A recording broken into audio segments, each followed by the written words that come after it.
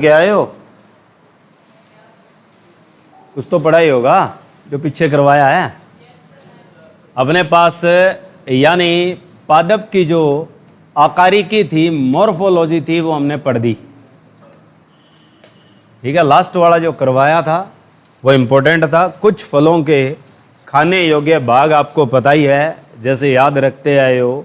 जैसे पूछ लिया जाता है गेहूं में, ये सिंपल बातें हमें पता ही होती है कि गेहूं का खाने युक्त या खाद्य युक्त जो भाग होता है वो कौन सा होता है, उपयोगी भाग। तो कौन सा भाग खाते हैं हम गेहूं में? गेहूं के बीजों का कौन सा भाग हम खाते हैं? भ्रूणपोष, एंडोस्पर्म, या कह देते हैं भ्रूण, यानी उसे कहते हैं एम्ब्रायो। ऐसे ही पूछा जाता है आम। अब आ गए ना मार्केट में, तो आम में हम कौन सा भाग खाते हैं? खाने योग्य भाग, ईटेबल और edible part of a mango. क्या होता है सिंगे? क्या खाएगा आम में? हैं? हाँ, अभी सिंगे क्या खाएगा आम में?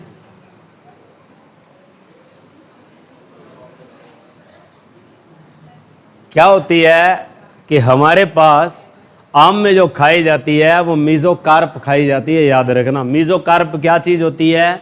मध्य फलाभिति होती है। टमाटर खाते हैं हम, टमाटर में क्या खाई जाती है? ऐसे ही क्वेश्चन आता है। तीनों की तीनों फलाभितियां खाई जाती है, यानी आपकी जो पेरिकार्प है वो पूरी खाई जाती है, जिसमें एंडो भी होती है, मीजो भी होती है और एक्सो भी होती है। ठीक है, उसके अलावा एक चीज और खाई जाती है, वो होती है बीजांडसन। बीजांडसन का नाम किस चीज से लिया जाता है? प्लेसेंटा।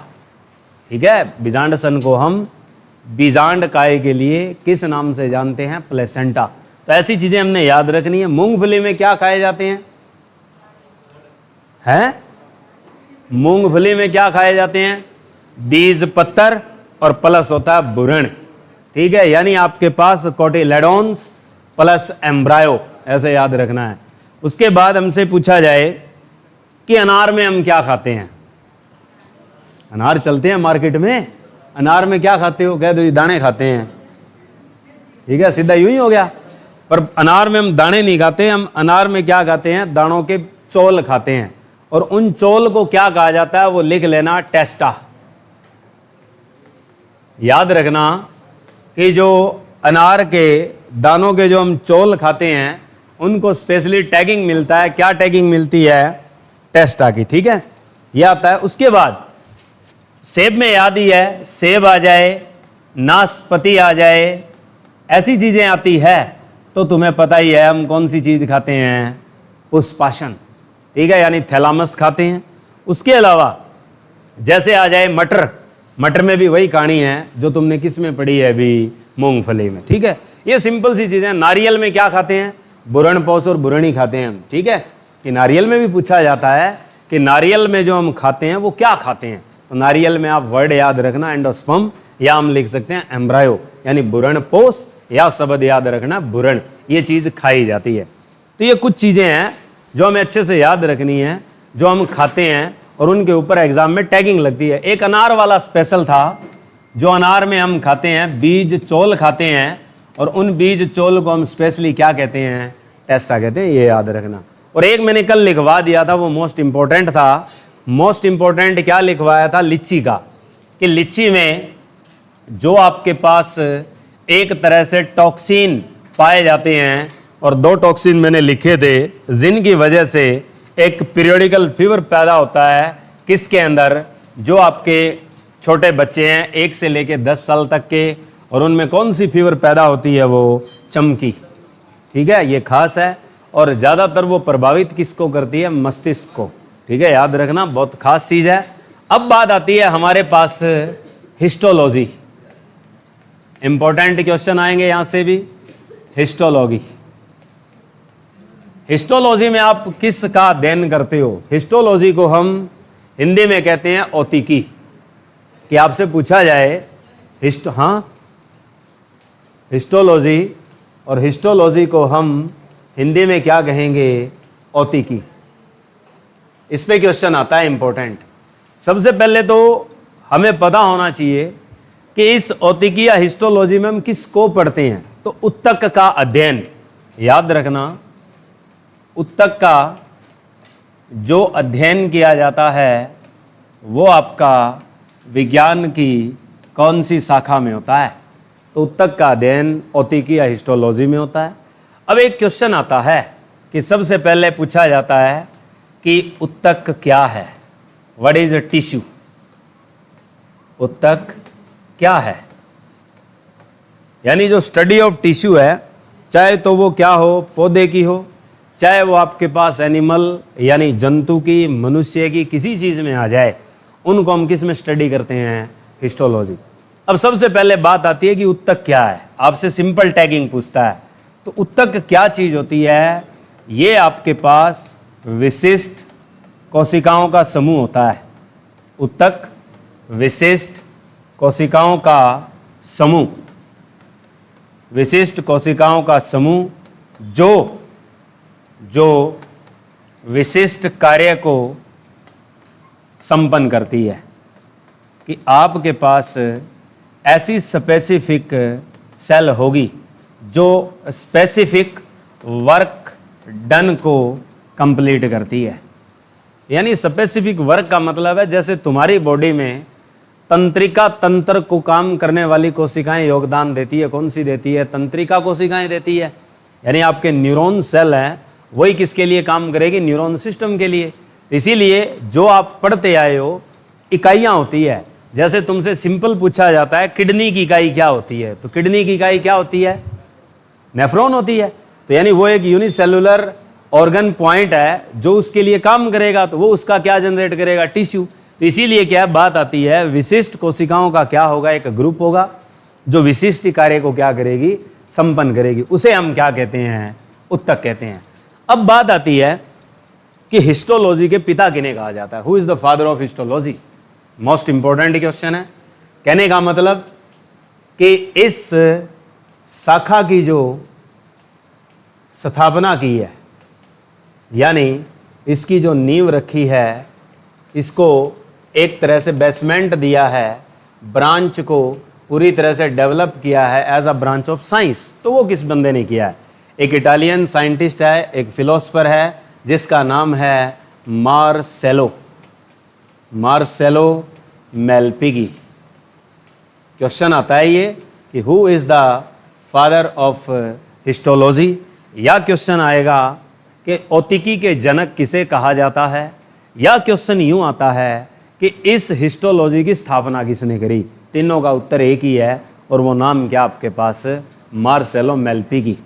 नंबर 2, अब बात आती है कि औतिकी का जो नामांकरण किया है वो किसने किया है, किसका नामांकरण किसने किया है। औतिकी जो नाम रखा है, औतिकी मतलब हिस्टोलॉजी टर्म क्वाइंड बाय, कि ये जो नाम रखा गया है ये किसने किया है, ये आपका मायर ने रखा है। दोनों इंपॉर्टेंट है, मार्सेलो मेलपिगी और मायर।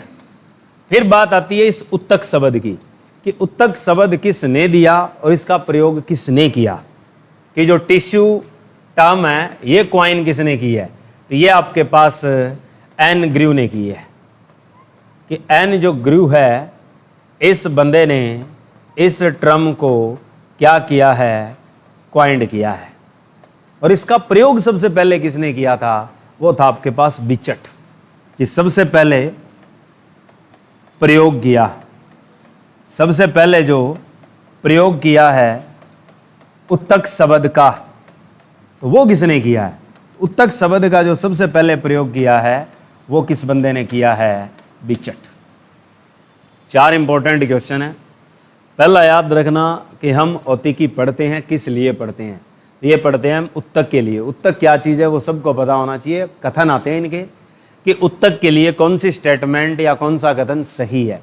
उत्तक हमेशा कैसी चीज़ों का होता है, विशिष्ट कोशिकाओं का समूह होता है, स्पेसिफिक सेल ग्रुप होता है, और जो स्पेसिफिक ही क्या करता है, वर्क करता है।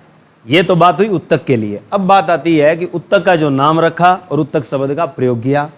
ऐसे ही याद रखना, औतिकी के पिता या इस ब्रांच को बनाने वाला, फिर आता है इसका नाम रखने वाला। ये 4 नाम इंपॉर्टेंट है। मार्सेलो मेलपिगी का क्वेश्चन बहुत बार आया है, who is the father of histology, इस नाम से आता है।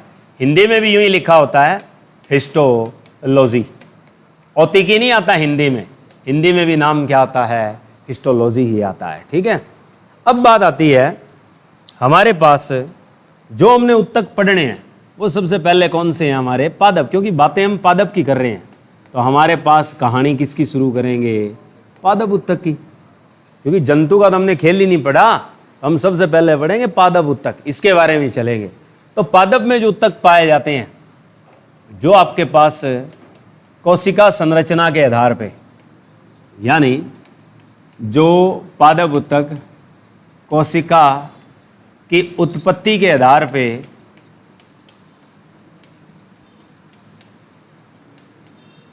बनाए जाते हैं, वो कितने प्रकार के हैं। तो ये होते हैं दो, एक होते हैं आपके पास स्थायी और एक होते हैं अस्थायी। यानी नंबर एक आपके पास कौन से होते हैं, मेरिस्टेमेटिक। मेरी जो स्टीमेटिक टिश्यू है ये आपके पास किस किस नाम से जाने जाते हैं, ये दो नाम से जाना जाता है। एक होता है आपके पास विभा ज्योतिकी, विभा ज्योतिकी, या इसे कह सकते हो आप अस्थायी, अस्थायी उत्तक, नॉन परमानेंट टिश्यू। दूसरा कौन सा होता है, स्थायी उत्तक, जिसे आप लोग क्या कह सकते हो, परमानेंट टिश्यू। ये आपके पास दो तरह के टिश्यू हैं, जिसमें एक आपके पास कैसा है, परमानेंट, और दूसरा क्या है, नॉन परमानेंट। इसे आप कह सकते हो स्थायी उत्तक। अब बात आती है कि मेरिस्टेमेटिक टिश्यू की विशेषता क्या है, यानी जो आपने ये विभा ज्योतिक उत्तक लिखा है, इसकी मुख्य विशेषता क्या हो सकती है, ये याद रखना है। पहला पॉइंट कि विभा ज्योतिकी उत्तक क्या होता है, कहने का मतलब ये है, कहने का मतलब हम इसकी क्या पढ़ना चाहते हैं, विशेषता, करैक्टरिस्टिक पढ़ना चाहते हैं। क्या करैक्टरिस्टिक हो सकती है, पहले नंबर की करैक्टरिस्टिक यही होती है कि जो भी उत्तक होगा उसकी कोशिका पूछी जाती है, पादप में खास तौर पे, कि वो जीवित होती है या मृत होती है। ये खेल बड़ा इंपॉर्टेंट है, तो याद रखना जो आपके अस्थायी उत्तक होते हैं इनकी कोशिकाएं जीवित होती है। याद रखना जो कोशिकाएं होती है वो संजीव होती है, संजीव का मतलब जीवित, कोशिकाएं संजीव होती है।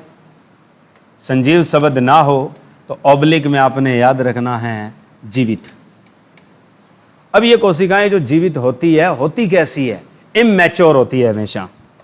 यही एक खासियत है जो सबसे इंपॉर्टेंट, ट्रिपल स्टार वाला पॉइंट याद रखना है कि कौन से उत्तक की कोशिकाएं इमैच्योर होती है, अवयस्क होती है, यानी जो कभी वयस्क बन नहीं सकती, विकसित नहीं हो सकती, तो वो इसी की होती है। तो इनमें जो कोशिकाएं होती है वो कैसी होती है, अवयस्क। अवयस्क का मतलब है इमैच्योर होती है। नंबर 3, इनमें हमेशा क्या है, लगातार, या शब्द लगा सकते हो तुम बार बार, यानी कंटिन्यूअस क्या चलता है इनमें, सेल डिवीजन, यानी इनमें बार बार कोशिका विभाजन होता है कि ये वो कोशिकाएं हैं, इनमें लगातार विभाजित होती रहती है, कोशिकाएं विभाजित होती है, यानी कंजेक्टिव सेल डिवीजन प्रोसीड रहता है। कौन से टिश्यूज में, आपका मेरिस्टेमेटिक टिश्यूज में। अब बात आती है कि जो कोशिकाएं विभाजित होती है, तो नंबर 4 पॉइंट याद रखना, कोशिका विभाजन कौन सा होता है, सेल डिवीजन कौन सा होता है।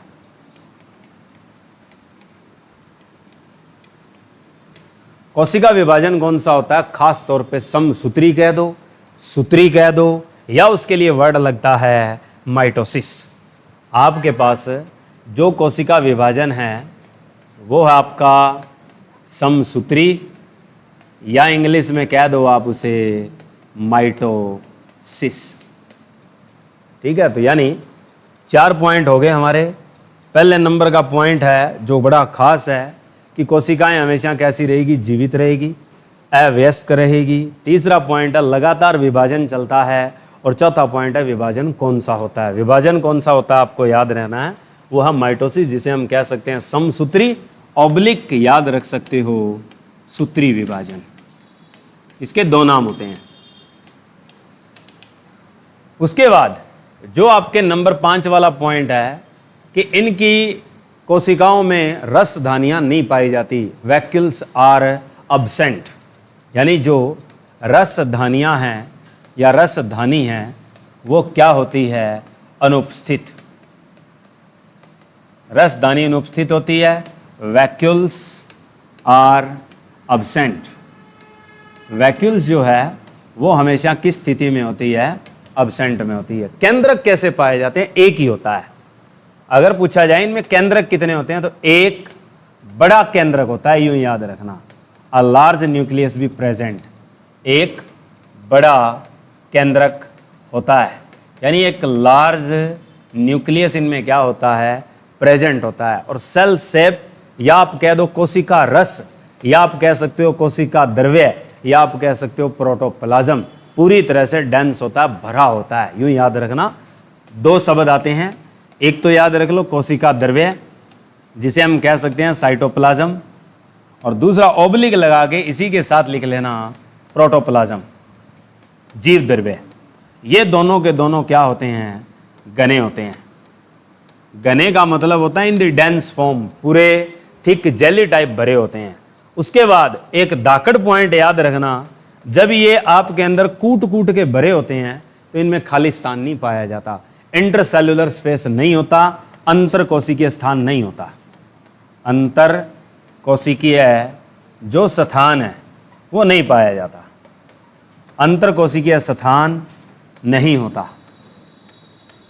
इनमें जो है वो अंतर कोशिकीय स्थान, इंटरसेल्युलर स्पेस इज अब्सेंट या नॉट बी प्रेजेंट, यूं कह सकते हो। नंबर 9, प्रारंभिक, इनमें शुरू का लवक पाया जाता है, प्रारंभिक लवक उपस्थित होता है। प्रारंभिक जो लवक है वो उपस्थित होता है। प्रारंभिक लवक को कहते क्या हैं, प्रोप्लास्टिड्स, कि प्रोप्लास्टिड्स बी प्रेजेंट, कि इनमें प्रारंभ का लवक पाया जाता है, प्रोप्लास्टिड प्रेजेंट रहता है। इस प्रारंभिक लवक को एक नाम और दिया जाता है, प्रालंब लवक। प्रालंब लवक या प्रारंभ लवक भी बोलते हैं, ये इनमें पाया जाता है और उसे कहते क्या है, प्रोप्लास्टिड। तो ये 9 पॉइंट ऐसे हैं। एक 10वां भी होता है, इनमें माइटोकॉन्ड्रिया क्या होते हैं, अधिक संख्या में पाए जाते हैं, ये भी याद रख सकते हो। क्योंकि अगले ने जब जवाब पूछना आपसे तो यूं नहीं पूछता कि विभ द्योतक उत्तक कैसे होते हैं, उसने कहना है कि विभ द्योतक उत्तक के लिए कौन सा कथन सत्य है या असत्य है। तो इनमें से वो बातें अड़ा के पूछेगा। यूं लिख देगा कि कोशिका विभाजन अर्धसूत्री है, हमने कौन सा याद रखना है, समसूत्री। रसदानी कह देगा उपस्थित होती है, पर यहाँ क्या होती है, अनुपस्थित। या यूं कह देगा इसमें एक से ज्यादा केंद्रक होते हैं, नहीं, कितने केंद्रक होते हैं, एक ही होता है। या यूं कह देगा इसमें कोशिका द्रव्य होता ही नहीं है, पर इसमें कोशिका द्रव्य क्या है, होता है। या यूं कह देगा इनमें स्थान पाया जाता है पर इनमें स्थान नहीं होता। या यूं कह देगा इनमें आरंभिक लवक होता है या नहीं होता, पर हमने याद रखना क्या है, होता है। और एक माइटोकॉन्ड्रिया और याद रख लेना कि इनमें माइटोकॉन्ड्रिया अधिक संख्या में पाए जाते हैं। 10 पॉइंट बड़े इंपॉर्टेंट है। 10वां पॉइंट याद रखो आप कि जो माइटोकॉन्ड्रिया है वो आपके पास एक से अधिक संख्या में होते हैं, कि जो माइटोकॉन्ड्रिया है वो आपके एक से अधिक संख्या में उपस्थित होते हैं। और एक पॉइंट ये भी है, ये सब जानते हो कि इनकी कोशिका भित्ति है वो किससे बनी होती है, ये मेरे बताने की आवश्यकता नहीं है, क्योंकि ये फिक्स हो चुका है तुम्हारे दिमाग में। जहाँ कहीं भी पौधे की बात आती है वहाँ कोशिका भित्ति अगर कभी भी पूछी जाए और अगर नहीं बता पाओगे तो ये शर्म वाली बात है कि कोशिका भित्ति किसकी बनी होती है, आपकी सेल्यूलोज की। कोशिका भित्ति जो है वो सेल्यूलोज की बनी होती है। ठीक है, ये इसके खास टैगिंग थे। हमारे पास कोशिका भित्ति आ जाए और एक आकार भी याद रख लो। आकार बड़ा इंपॉर्टेंट है कि इनकी जो संरचना है आकारिक, कि जो आकार होता है किसका, कोशिका का, कोशिका का आकार कैसा होता है, ये पूछ लिया जाता है, इंपॉर्टेंट है ये। तो कोशिका का आकार आप लोगों ने याद रखना है, गोलाकार प्लस अंडाकार, दोनों रूप देके कैसा हो सकता है, बहुभुजाकार, बहुभुजाकार, ओवल शेप, सफेरिकल शेप और पॉलीगन शेप, ठीक है। यानी इनकी कोशिकाएं खास तौर पर इस शेप में मिलती है।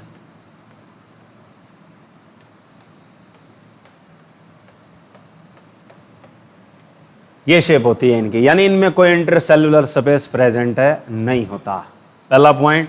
दूसरा पॉइंट, केंद्रक कितना है, एक ही है। सभी जगह क्या है, आपका कोशिका द्रव्य फुल भरा होगा, रसदानियां प्रेजेंट नहीं होगी।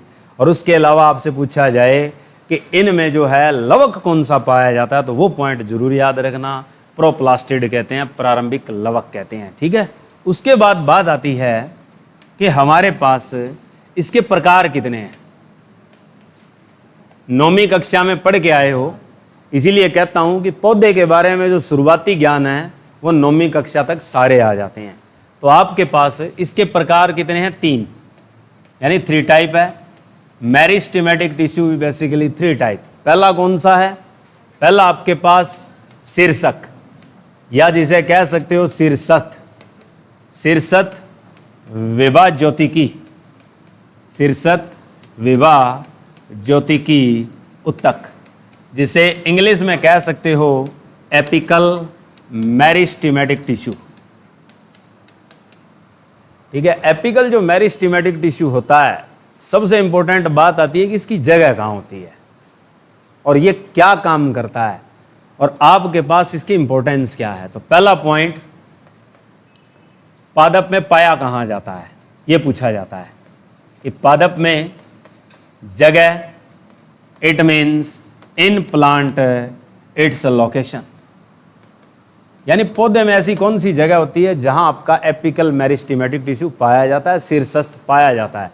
तो जहां लगातार वृद्धि चलती है उन जगहों पे पाया जाता है। तो लगातार पौधे में वृद्धि कहां होती है, तू बता, है जोर से, पौधे में लगातार वृद्धि कहां देखने को मिलती है तुम्हें? नंबर 1, तने में, जहां नया तना हो, जहां नई पत्तियां निकल रही हो और जहां नई जड़ बन रही हो, ठीक है। तो नए जो भाग होते हैं पौधे के, वहां पे इनकी जगह होती है। तो नए तने, जड़, और कहां पाया जाता है, पत्तियों के शीर्ष भाग पर, कि जो नए तना हो, जड़ हो और पत्तियां हो, उनके एपिकल पार्ट पर जो प्रोसेस चलती है वो किसकी होती है, आपके पास इसी टिश्यू की होती है। और उसमें आपका एक हार्मोन खास तौर पर क्या है, अपना रोल अदा करता है। तो पौधे की जो आपकी प्राथमिक से द्वितीयक और द्वितीयक से तृतीयक जड़ों की वृद्धि होती है, उसमें कौन सा हार्मोन अपना योगदान मुख्य देता है, ये क्वेश्चन आता है एग्जाम में और पूछा जाता है। तो वो हार्मोन देता है जिसकी प्रकृति खुद की अक्षारीय होती है। और अक्षारीय प्रकृति वाला हार्मोन कौन सा होता है, साइटोकाइनिन। क्या याद रखना है, साइटोकाइनिन। आगे आएगा, बताएंगे। ये तो होगी इसकी पादप में क्या है, जगह।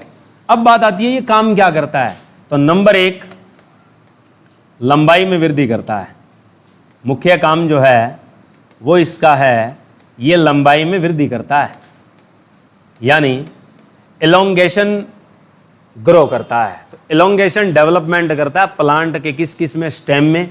नंबर 2 क्या आएगा, रूट। और नंबर 3 क्या आएगी, लीफ बड्स, यानी जो नई कलियां निकलती है पत्तियों की, उन जगहों में क्या करता है, ग्रो करवाता है। नंबर 2, इसीलिए इसके लिए एक टैग लग जाता है कि प्राइमरी ग्रोथ रेगुलेटर टिश्यू किसे कहा जाता है। तो यही होता है, यानी इसे क्या कह सकते हो, प्राथमिक वृद्धि। जो पौधे की प्राथमिक वृद्धि होती है वो आपकी कौन से उत्तक से होती है, तो आपने जवाब देना है शीर्षस्थ से होती है। इसीलिए इसको क्या कहा जाता है, इसका नाम रख दिया जाता है प्राथमिक विभ ज्योतक उत्तक। कि प्राथमिक विभ ज्योतक जो होता है वो आपके पास कौन सा होता है। प्राथमिक विभ ज्योतक का मतलब है प्राइमरी मेरिस्टेमेटिक टिश्यू। तो प्राइमरी मेरिस्टेमेटिक टिश्यू किसे कहा जाता है, एपिकल को ही कहा जाता है, ठीक है। तो ये इसके 2 पॉइंट बड़े खास हैं। तीसरा, आपने ये याद रख लेना है कि आगे चलकर ये क्या है, सहयोग देता है किसके निर्माण में, स्थायी उत्तक के निर्माण में। ठीक है, तो यानी अपनी अगली वृद्धि में जो इसकी अगली वृद्धि है वो किस में बदलती है, स्थायी उत्तक की ओर। यानी इसकी जो अगली वृद्धि होती है वो किस रूप में जाती है, स्थायी उत्तक यानी परमानेंट टिश्यू। यानी प्राथमिक वृद्धि तक तो ये खुद रहता है, लेकिन जैसे ही इसकी कोशिकाएं इमैच्योर से मैच्योर आ जाएगी, सेल डिवीजन बंद हो जाएगा, तो उस दौरान ये कौन से उत्तक में बदल जाएंगे, स्थायी उत्तक में बदल जाएंगे। और कौन से स्थायी उत्तक में जाएंगे, इस बंदे का खुद का नाम क्या है, प्राथमिक, तो स्थायी उत्तक भी कौन सा बनाएंगे, प्राथमिक, ऐसे आएगा। ठीक है, अब नंबर 2 आता है हमारे पास पार्श्वस्थ। पार्श्वस्थ का मतलब क्या होता है, लैटरल। तो पार्श्वस्थ या हम कह सकते हैं पार्श्वीय विभाज्योतिक उत्तक। पार्श्वीय जो विभाज्योतिक उत्तक होता है, ये आपके पास कौन सी जगह और क्या काम, यानी लैटरल मेरिस्टेमेटिक टिश्यू। अब लैटरल का मतलब क्या होता है, पार्श्व।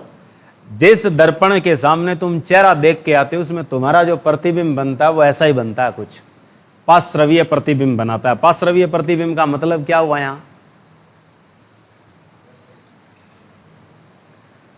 वो देखे पार्श्वीय भाग का मतलब क्या हुआ, पार्श्व तो हम सीधा कह दिए लैटरल। अब शीशा तुम्हारे सामने है और तुम शीशे के क्या खड़े हो, पैरेलल, यानी क्या, पैरेलल में होना। ठीक है, यानी पैरेलल का मतलब क्या, जैसे ये तना है तो तने के क्या, पार्श्व भाग, जैसे तने का पार्श्व, तना सीधा जा रहा है तो पार्श्व भाग क्या बन रहा है, ये सारी उसकी परिधि। तो जो परिधि होती है उसकी, वो कौन सा भाग होता है, उसका पार्श्वीय होता है। तो इसका मतलब ये कौन से भाग में पाया जाता है, यानी इसकी लोकेशन कहाँ होती है, पादप के किस भाग में मिलता है या पादप के किस स्थान में मिलता है, कौन सी जगह में मिलता है। It means it terrifying its location. तो लोकेशन क्या हुई, तने और जड़ के, तने और प्लस जड़ के पार्श्व भाग में, lateral part of stem and root. कि जो स्टेम और रूट है उसके कौन से भाग में मिलता है, ये लेटरल पार्ट में मिलता है। तो इसका मुख्य कार्य क्या है, यानी ये आपके पास मुख्य जो काम करता है ये चौड़ाई में वृद्धि करता है, क्योंकि तने का जो परिधीय भाग है वो लगातार क्या बढ़ता जाएगा, तो तने में क्या बढ़ती जाएगी, मोटाई। तो नंबर 1 तने व जड़ की चौड़ाई में वृद्धि होती है।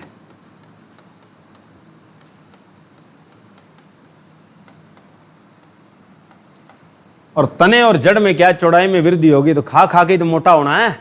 ठीक है, और खा खा के मोटा होना है, इसका मतलब मुख्य कार्य कहाँ कर रहा है, ये संवन उत्तक के निर्माण में कर रहा है। यानी इसी से संवन उत्तक निर्मित होते हैं। तो संवन उत्तक का निर्माण किस उत्तक की सहायता से होता है, तो आपने याद रखना है पार्श्वस्थ विभज्योतक उत्तक से ही होता है। ठीक है, उसके बाद नंबर 3 याद रखना, और इसकी जगह हमें कहाँ देखने को मिलती है कि जो तने और इनमें मिलती है, तो कैम्बियम एक वर्ड आता है, तो संवन, संवन कैम्बियम और प्लस कॉर्क कैम्बियम में भी उपस्थिति पाई जाती है। इनकी जो उपस्थिति है संवन के लिए वो यहाँ भी पाई जाती है। इसका मतलब है ये किस में योगदान दे रहा है, संवन में योगदान दे रहा है, कि पादप में जो वैस्कुलेशन होती है उसमें योगदान देता है ये। यानी पादप में संवन में क्या करता है, योगदान देता है। यानी इट पार्टिसिपेट इन वैस्कुलेशन टिश्यू, यानी जो वैस्कुलेशन टिश्यू काम कर रहे हैं उसमें अपना हिस्सा लगाते हैं। वास्तव में ये नहीं करते, क्योंकि ये तो बदलाव करते हैं, वो हिस्से जो हैं वो वैस्कुलेशन करते हैं। तो इसलिए जो पार्श्वस्थ पार्श्वीय विभाज्योतक उत्तक होता है, इसी का ये एक नया नाम रख दिया जाता है, इसी को कहते हैं द्वितीयक विभाज्योतिक उत्तक। कि जो द्वितीयक विभा ज्योतिक उत्तक होता है वो आपके पास कौन सा होता है? तो यही होता है। और ये कैसी वृद्धि करवा सकता है? द्वितीयक वृद्धि करवा सकता है, सेकेंडरी ग्रोथ। पांचवा पॉइंट यहां पे याद रख सकते हो। इसी उत्तक की सहायता से पौधे में कौन सी वृद्धि देखने को मिलती है? सेकेंडरी यानी द्वितीयक। तो आपके पास 3 क्वेश्चन इंपॉर्टेंट बनते हैं यहाँ। पहला याद रखना है कि प्राथमिक वृद्धि कौन सा करवाता है, तने की लंबाई कौन बढ़ाता है, जड़ की लंबाई कौन बढ़ाता है, और नई कलियां पनपने में योगदान कौन देता है। तो ये आपके तीनों भाग कौन से पे चले जाते हैं? सिरस्थ पर, यानी जिसे हम एपिकल कहते हैं।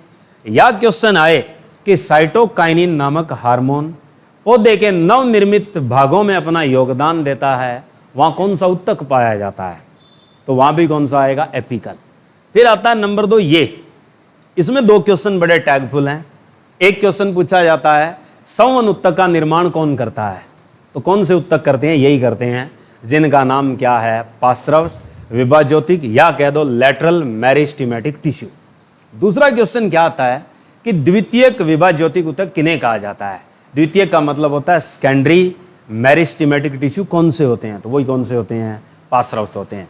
या यूं क्वेश्चन आ जाए कि पौधे में संवन उत्तक के अलावा ऐसे कौन से उत्तक हैं जो योगदान देते हैं? तो वो कौन से उत्तक योगदान देते हैं? पार्श्वस्थी देते हैं। ये 3 पॉइंट ऐसे होते हैं जो हमें याद रखने हैं।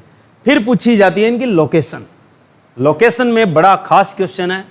जैसे पूछा जाए कि जो शीर्षस्थ विभज्योतक उत्तक मिलता है, एपिकल मेरिस्टेमेटिक टिश्यू मिलता है, वो कौन सी जगह मिलता है? एपिकल का मतलब होता है ऊपरी ऊपर किनारे पे, शीर्ष पे। तो यानी नए तने के, नए पत्ती के और नए जड़ के भाग पे वही मिलते हैं। और ये पूछे तो ये कौन से भाग में मिलते हैं? लेटरल पार्ट में मिलते हैं। किसके साथ? तने और किसके? जड़ के। इसीलिए किस में निर्माण करते हैं? मोटाई बढ़ाते हैं, चौड़ाई बढ़ाते हैं। ठीक है। अब बात आती है नंबर 3 कौन सा होता है? इस पे आप ट्रिपल स्टार मार्क कर लीजिए। क्यों? क्योंकि इसका क्वेश्चन ऐसा होता है, पूछा जाता है ये कौन से उत्तक का भाग होता है, इसीलिए ये क्वेश्चन इंपॉर्टेंट बन जाता है। और जितने घास होते हैं जमीन पे चलते हैं, जैसे दूब है, ग्रेमिनी परिवार तुमने पढ़ा है, ग्रेमिनी परिवार के जो शीर्ष की शाखाएं बनती है या जो क्या है जड़ के हिस्से आते हैं, वो सारे कौन से उत्तक से आते हैं? इसी से आते हैं। इसका नाम क्या है? एक तो नाम है इसका अंतर्वेशी, दूसरा नाम लिया जाता है अंतर्विष्ट। अंतर्विष्ट कह दो, अंतर्वैसी, विभाज्योतिक, विभाज्योतिक उत्तक, और इंग्लिश में कहते हैं इसे इंटरकलरी, इंटरकलरी मेरिस्टेमेटिक टिश्यू। इंटरकलरी मेरिस्टेमेटिक टिश्यू पाया कहाँ जाता है? ये इंपॉर्टेंट है। तो इसका पहला ही पॉइंट है इसकी लोकेशन। ये सबसे दमदार बात होती है। ये आपके पास स्थायी उत्तक के बीच में पाया जाता है। स्थायी उत्तक के बीच में, कि जो आपके पास परमानेंट टिश्यू होते हैं उनके बीच में मिलता है ये। यानी इनकी लोकेशन के साथ आपसे पूछ लिया जाए कि ये पादप के कौन से भाग में फिर देखने को मिल सकते हैं, तो संवन बंडल में अवस्थित होते हैं ये। संवन बंडल का मतलब है जहां आपके पास स्थायी उत्तक भोजन का आदान प्रदान करता है, तो संवन बंडल में व्यवस्थित मिलते हैं ये।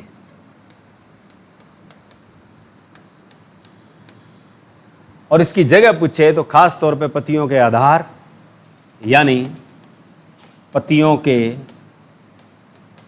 आधार से और परव के बराबर भागों में। ये तो ही जोड़ दिया जाता है। मेन ये है, पहला पॉइंट यही याद रखना है कि ये ज्यादातर कौन से उत्तक में पाए जाते हैं, यूं पूछता है तो ये स्थायी उत्तक के बीच में पाए जाते हैं। अब बात आती है कि ये किस उत्तक का भाग होते हैं, किस उत्तक का भाग है। ये सबसे इंपॉर्टेंट है क्वेश्चन है कि ये किस उत्तक के भाग माने जाते हैं। तो ये शीर्षास्थ के भाग होते हैं, यानी एपिकल के हिस्से होते हैं। यानी इनको अगर हम पढ़ें तो ये किसके भाग होते हैं? शीर्षास्थ, विभा, ज्योतक के भाग होते हैं। यानी आपके पास एपिकल मेरिस्टेमेटिक टिश्यू के ही पार्ट होते हैं। कौन? आपके पास अंतर्वेशी। यानी ये किसके हिस्से माने जाते हैं? प्राथमिक विभा ज्योतक के ही हिस्से माने जाते हैं।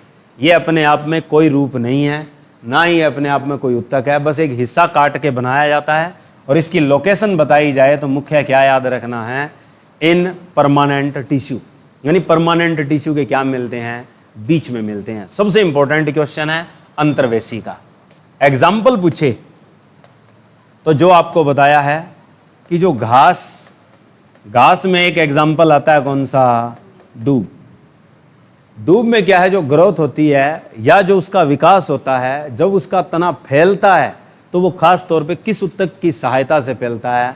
अंतर्वेशी की सहायता से। दूसरा एग्जाम्पल गेहूं। गेहूं में क्या है? बार बार फुटार होती है, आपने देखा होगा, बुज्जा बन जाता है। तो बुज्जा बनाने वाली जो फसलें होती हैं उनमें खास तौर पर कौन सा उत्तक योगदान देता है? अपना अंतर्वेशी देता है। ठीक है, ये तीन तो हुए आपके कौन से? अस्थायी। अब बात आती है स्थायी की। स्थायी उत्तक क्या होते हैं? तो पहले नंबर पे तो हमें ये पढ़ना है कि इसकी विशेषता क्या है। स्थायी उत्तक जिस प्रक्रिया से बनता है उस प्रक्रिया का नाम क्या है? पहला क्वेश्चन। तो स्थायी उत्तक अस्थायी से जब बनता है तो उसमें एक प्रोसेस होती है, उसका नाम है डिफरेंशिएशन। उसे हिंदी में कहते हैं विभेदीकरण। तो पहले नंबर तो ये याद कर लो स्थायी उत्तक होता क्या है। तो यानी जो उत्तक एक विशिष्ट आकार, एक विशिष्ट कार्य के लिए विशिष्ट ही या निश्चित ही विशिष्ट आकार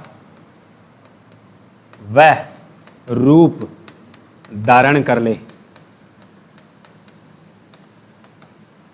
यानी एक विशिष्ट कार्य के लिए विशिष्ट ही रूप और क्या? आकार, यानी स्थायी आकार और रूप जब धारण कर ले, वो उत्तक कौन सा होता है आपके पास? स्थायी, जिसे हम क्या कहते हैं? Permanent tissue. परमानेंट टिश्यू बनता किससे है? तो परमानेंट टिश्यू आपके पास किससे बनता है? अभी बता के आए हैं। इसका निर्माण किससे होता है? अस्थायी उत्तकों से होता है।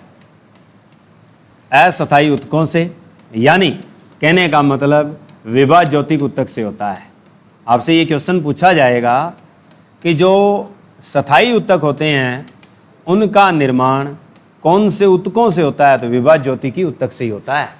पढ़ के आए हैं कि जो भी आपके द्वितीयक उत्तक बनेंगे या स्थायी उत्तक बनेंगे उसमें मेन योगदान किसका होगा? विभा ज्योतिक का। अब विशेषता बनती है इसकी कि इनमें जो कोशिकाएं होती है वो कैसी होती है। सबसे इंपॉर्टेंट क्वेश्चन कि जो कोशिकाएं हैं वो कैसी हो सकती है? बताओ, 9वीं क्लास में ढंग से पढ़ा था आपने कि इनकी कोशिकाएं कैसी हो सकती है? दोनों हो सकती है।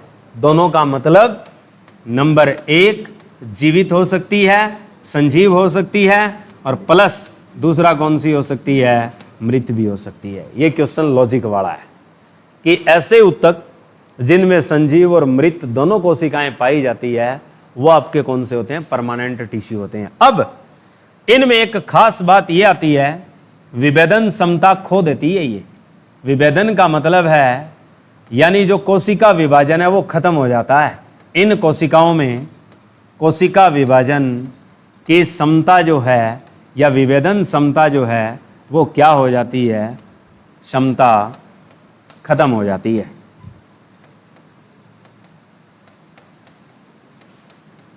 या तो कोशिका विभाजन क्षमता पूछे या विभेदन क्षमता पूछे, वो एक तरह से क्या होती है? बंद हो जाती है। यानी इनमें कोई सेल डिवीजन नहीं होता। इसीलिए इनके पास क्या आ जाता है? विशिष्ट आकार, और विशिष्ट ही क्या आ जाता है?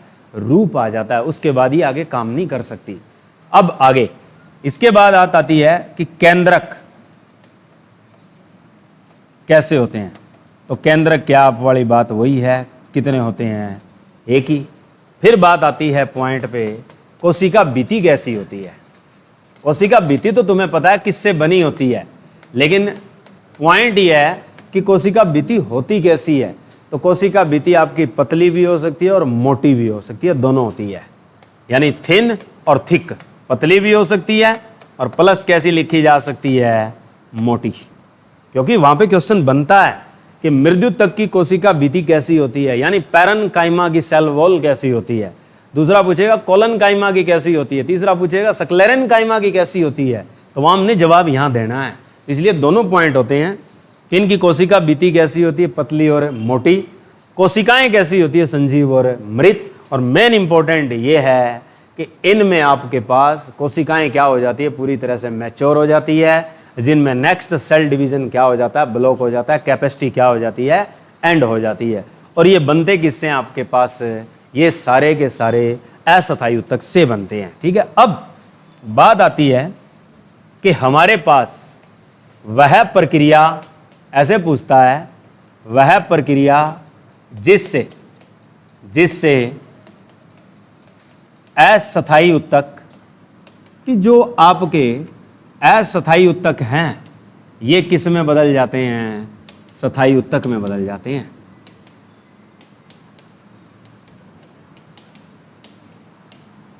उसे क्या कहते हैं कि आपके पास non permanent tissue, meristematic tissue किस में चले गए हैं, परमानेंट टिश्यू में चले गए हैं। तो वो प्रोसेस कौन सी है जिसके द्वारा ये बनते हैं, यानी उसे कहा जाता है, उसे कहा जाता है विभेदीकरण। हिंदी में कहते हैं विभेदीकरण और इंग्लिश में बोलते हैं इसे डिफरेंशिएशन। ये खास क्वेश्चन है, 9वीं कक्षा की एनसीईआरटी में अच्छे से दिया हुआ पढ़ना कि जब आपके ऊतक अस्थायी से स्थायी रूप धारण कर लेते हैं उस प्रोसेस का नाम क्या है।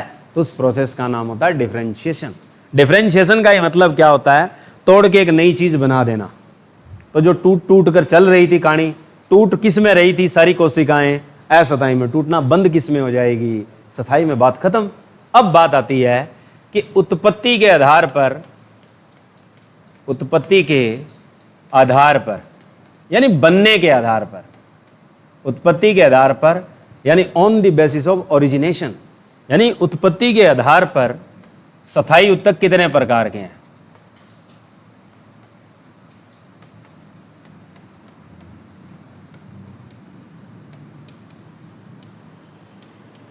ये क्वेश्चन ट्रिपल स्टार वाला है। ठीक है कि उत्पत्ति के आधार पे जब हम पूछेंगे तो हमारे पास ऊतक कितने प्रकार के होने चाहिए, ये दो का मतलब क्या है, पहले नंबर वाले को क्या कहते हैं प्राथमिक और दूसरे नंबर वाले को क्या कहते हैं द्वितीयक। बस ऐसे ही याद रखना, उत्पत्ति में पूछे तो एक तो होते हैं प्राथमिक स्थायी ऊतक, प्राथमिक स्थायी ऊतक, और दूसरे नंबर पे आएंगे द्वितीयक यानी प्राइमरी परमानेंट टिश्यू। दूसरे आपके पास क्या होंगे, द्वितीयक स्थायी ऊतक। द्वितीयक जो स्थायी ऊतक है वो आपके पास क्या होंगे, सेकेंडरी परमानेंट टिश्यू। इन्हें कोई नहीं पूछता, फिर कहेंगे मैं लिखे क्यों, लिखे इसलिए हैं क्योंकि इसका क्वेश्चन आता है ये कि प्राथमिक स्थायी ऊतक किससे बनता है, और यही क्वेश्चन पूछा जाता है द्वितीयक स्थायी ऊतक किससे बनता है। ये इंपॉर्टेंट टैगिंग है। तो इसका निर्माण किससे होता है वो याद रखो कि जो प्राथमिक परमानेंट टिश्यू है इसका निर्माण, इसकी फॉर्मेशन किससे होती है। तो इसकी जो फॉर्मेशन होती है वो कौन से अस्थायी ऊतकों से होती है, यूं भी पूछ सकता है। पहले नंबर तो तुम्हें पता है ये बनते किससे हैं, अस्थायी से बनते हैं। तो कौन से अस्थायी से बनते हैं, तो पहले वाला कौन सा था, पहले नाम लिखा था, प्राथमिक अस्थायी कौन सा था, शीर्षस्थ, बस वही उत्तर है। तो शीर्षस्थ, और उसका एक टुकड़ा अलग हो जाता है, उसका नाम क्या रखा था पाने, कि जो शीर्षस्थ ऊतक का ही भाग होता है, बस ऐसे ही सीखना है। तीसरे नंबर वाला था, तीसरे नंबर वाले को क्या लिखा था, अंतर्वेशी। तो जो आपके पास शीर्षक और क्या आएगा, अंतर्वेशी, जो विभाज्योतिक ऊतक होते हैं इनसे ही निर्माण होता है किसका, प्राथमिक परमानेंट टिश्यू का, यानी प्राइमरी परमानेंट जो टिश्यू बनेगा वो प्राथमिक विभाज्योतिक से ही बनता है। तो प्राथमिक विभाज्योतिक के दो हिस्से हैं, एक होता है शीर्षस्थ और दूसरा कौन सा होता है, अंतर्वेशी, यानी आपके पास apical and intercalary meristematic tissue. अब इसका समझ गए होंगे, इसका निर्माण किससे होगा, जो दूसरे वाला है। दूसरे नंबर पे कौन सा आया था, पार्श्वस्थ, हो गया। तो हमारे पास इसका जो निर्माण है वो किससे आएगा, पार्श्वस्थ विभाज्योतिक उत्तक। तो पार्श्वस्थ विभाज्योतिक उत्तक, लेकिन यहां एक ट्विस्ट पैदा होता है प्लस वाला। दूसरी चीज क्या होती है, क्वेश्चन यूं अड़ा के पूछता है कि जो आपके पास द्वितीयक स्थायी उत्तक होता है, इसका निर्माण पार्श्वस्थ विभाज्योतिकी उत्तक वह ऐसे देके हिंट पूछेगा कि अब किससे होगा।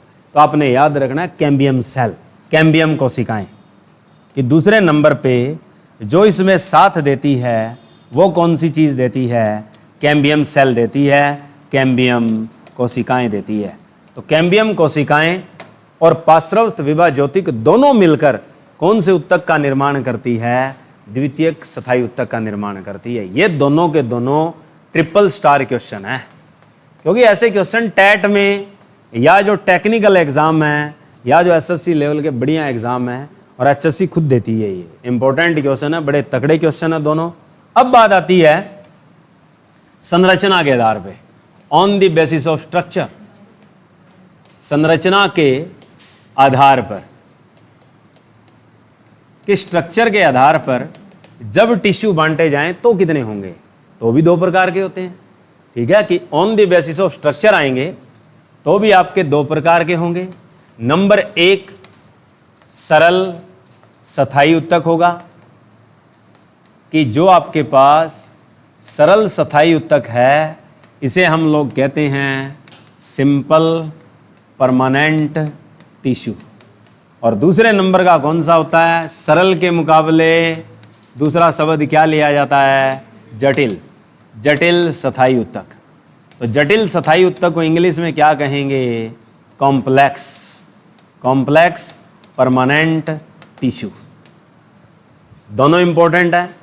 अब बात आती है कि इसके टाइप क्या हैं और उसके टाइप क्या हैं। इसके एक टाइप बड़ा खास पूछा जाता है, जैसे मैंने कहा था संवन उत्तक के अंदर क्या चीज है और कौन से होते हैं, वो उधर वाले हैं। इसमें जो चीज पूछी जाएगी वो प्रकाश संश्लेषण की, कि फोटोसिंथेटिक टिश्यू कौन सा होता है, ये, और वेस्क्यूलर टिश्यू होता है वो कौन सा होता है, ये। अब इसके टाइप कितने हैं, तीन। कौन कौन से टाइप हैं, तीन टाइप कौन से हैं जो आपने पढ़े हैं। एक तो मैंने लिखवाया था पीछे जब मैं जड़ें करवा रहा था, और एक क्वेश्चन आया था, ऐसी स्पंजी जड़ें पाई जाती है जो जल में तैरने के लिए योगदान देती है, जिन्हें हम एरन काइमा कहते हैं। वो क्या है, मृद्युतक। मृद्युतक को क्या कहा जाता है, पैरन काइमा। पैरन जो काइमा होता है ये कौन सा होता है आपके पास, मृद्युतक। दूसरा कौन सा होता है, स्थूल कोण उत्तक, कोलन काइमा। दूसरे नंबर पे जो आता है वो आता है स्थूल कोण उत्तक, इसे कहते क्या है हम, कोलन काइमा। और तीसरा जो है वो कौन सा होता है आपके पास, दृढ़ उत्तक। इसे हम किस नाम से जानते हैं, दृढ़ उत्तक कह दो या दृढ़ोत्तक, ऐसे लिखा होता है, दृढ़ोत्तक यूं लिखा होता है। ठीक है, दृढ़ोत्तक। और इसे कहते क्या हम, सक्लेरेन काइमा।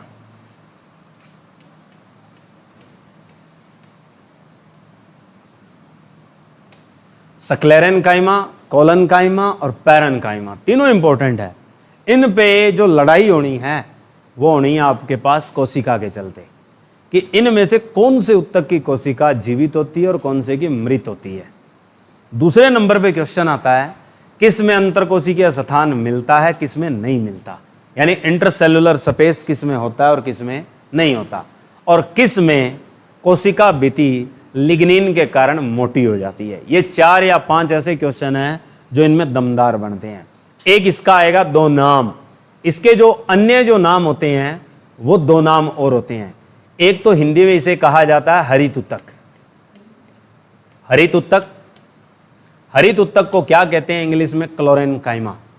दूसरा नाम क्या है इसका, पौधों को तैराने में योगदान देता है ये, तब इसका नाम रखा जाता है वायुतक।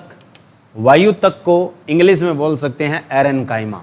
वायु का मतलब एयर, एयर से वर्ड निकलेगा एरेनकाइमा। उसके कितने प्रकार हैं, उसके 2 प्रकार हैं।